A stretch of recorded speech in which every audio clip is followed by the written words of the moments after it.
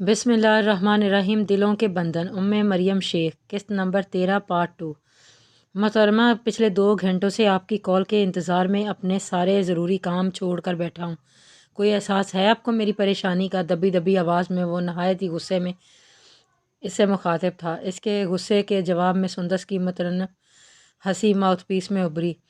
شاہ فائزہ بھابھی لاؤنج میں بیٹھی تھیں۔ اگر میں ان کی موجودگی میں کال کرتی اور وہ باہر والے ایکسٹینشن کا ریسیور اٹھا کر سن لیتی تو مصیبت آ جاتی۔ بھابھی کی فطرت سے تو آپ واقف ہیں۔ سندس میر پرویز کے روم میں لگے ایکسٹینشن پر اسد شاہ سے بات کر رہی تھی۔ اس کی وضاحت پر اسد شاہ نے گہرا سانس کھینچی۔ فائزہ، تمہاری یہ فائزہ بھابھی کسی دن میرے ہاتھوں ضائع ہو جائیں گی، وہ چڑھتے ہوئے بولا۔ کیوں یار، ہر وقت جو تمہارے ارد گرد منڈلاتی رہتی ہے، تمہیں ہوا بھی چھو کر گزرے گی تو میرا دل میں آگ لگ جاتی ہے۔ اور پھر یہ فائزہ بھابھی، ان کا تو کچھ کرنا پڑے گا۔ سندس کھلکھلا کر ہنسی۔ شاہ کی اس قدر جذباتیت پر اس کے من میں گدگدی ہو رہی تھی۔ سنو، کچھ دنوں تک مجھے ملک سے باہر جانا ہے۔ میں تم سے ملے بغیر نہیں جانا چاہتا، اس لیے تمہیں کل حویلی آنا پڑے گا اور میں کوئی بہانہ نہیں سنوں گا۔ شاہ نے حاکمی انداز میں کہہ کر اسے تنبیہ کرتے ہوئے کر دی۔ شاہ، 1 ہفتہ پہلے ہی تو ہم ملے تھے، اتنی جلدی میں نہیں آ سکتی۔ کوئی شک نہ ہو جائے۔ ویسے بھی مجھے لگتا ہے فائزہ بھابھی کو شک ہو گیا ہے۔ سندس پر سوچ انداز میں فکر مندی سے بولی۔ اف، پھر فائزہ بھابھی، اب اگر تم نے اس کا نام لیا تو میں کل ہی ان کو غائب کروا دوں گا۔ شاہ نے برہمی سے کہا۔ مہربانو بھابھی، اور بھابھی سے اجازت لے کر آنے کی کوشش کروں گی، وہ آہستگی سے بولی۔ سونیا پلیز، کوشش نہیں، کل تم ہر حال میں مجھ سے ملو گی، ورنہ میں خود حویلی آ جاؤں گا اور سب کے سامنے تمہیں اٹھا کر لے آؤں گا۔ وہ نہایت جذباتی ہو رہا تھا۔ شاہ، ایسی باتیں تو مت کریں، آپ کو میری قسم، آپ کسی ایسا کچھ نہیں کریں گے۔ پوری عزت سے بابا سائیں سے میرا ہاتھ مانگیں گے۔ اس نے گھبرا کر دھڑکتے دل سے ہاتھ رکھ کر شاہ کو قسم دی۔ اس بگڑے شہزادے سے کوئی امید نہیں، وہ جو کہہ رہا تھا کر بھی گزرتا۔ سونیا، تمہاری عزت مجھے اپنی جان سے بھی زیادہ پیاری ہے، گھبراؤ مت، میں تمہیں پوری عزت سے اپنانا چاہتا ہوں۔ میرے دل نے خواہش کی ہے تمہارے ساتھ پوری عمر گزارنے کی، تمہیں زندگی بھر چاہنے کی، تمہیں ہمیشہ اپنے دل سے لگائے رکھنے کی۔ اسے میں باعزت طریقے سے ہی پوری کروں گا، بس تمہارے معاملے میں دل بہت جلدی بے قابو ہو جاتا ہے۔ وہ اس کی گھبراہٹ محسوس کر کے دھیمی مگر گمگیر آواز میں سندس کے گرد اپنی چاہت کا حصار باندھ رہا تھا۔ سندس کے یاقوت لبوں پر بڑی خوبصورت مسکراہٹ ابھری تھی، جس سے اس کے گال میں پڑنے والا ڈمپل گہرا ہو گیا تھا۔ میر پرویز کی واپسی پر وہ پہلی فرصت میں بابا سائیں کو پیغام لے کر بھجواؤں گا اور ہمیشہ کے لیے تمہیں اپنے نام لکھوا لوں گا۔ کم سے کم 10 بچے ہوں گے ہمارے، 10 سے بھی کم، ایک بھی کم پر سمجھوتا نہیں کروں گا۔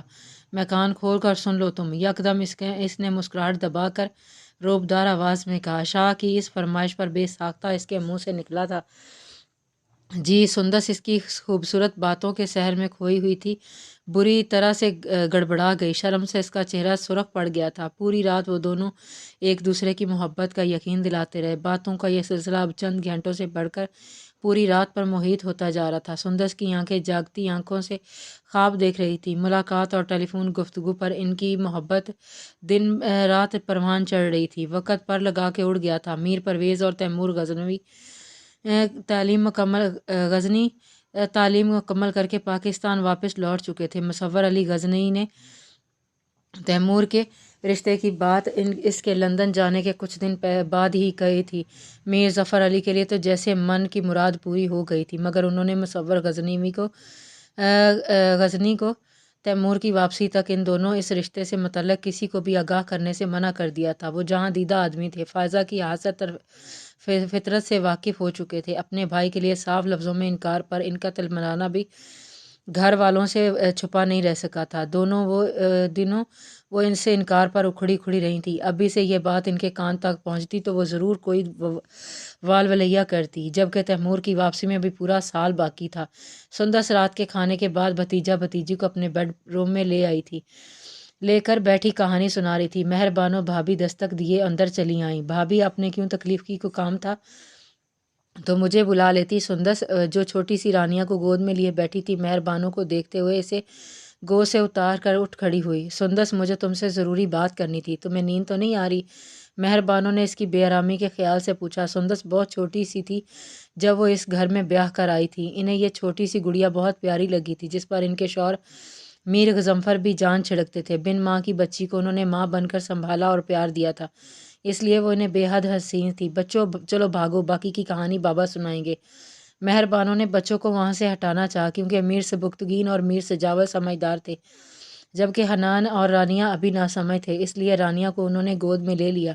میر سجاول اور سبکتگین فوراً بیڈ سے اتر کر چلے گئے۔ مہر بانو نے کمرے کا دروازہ بند کر دیا۔ سندس، ہم سب سوچ رہے ہیں کہ میر پرویز کے ساتھ تمہاری شادی کا فرض بھی ادا کر دیا جائے۔ مہر بانو تمہید باندھی۔ سندس کا کیا جواب دیتی، شرما کر سر جھکا گئی۔ تیمور بھی لندن سے واپس آ گیا ہے۔ ادا مصور نے بابا سائیں سے رشتے کی بات بہت دنوں پہلے ہی کر لی تھی، مگر بابا سائیں نے کسی کو بھی بتانے سے منع کیا تھا۔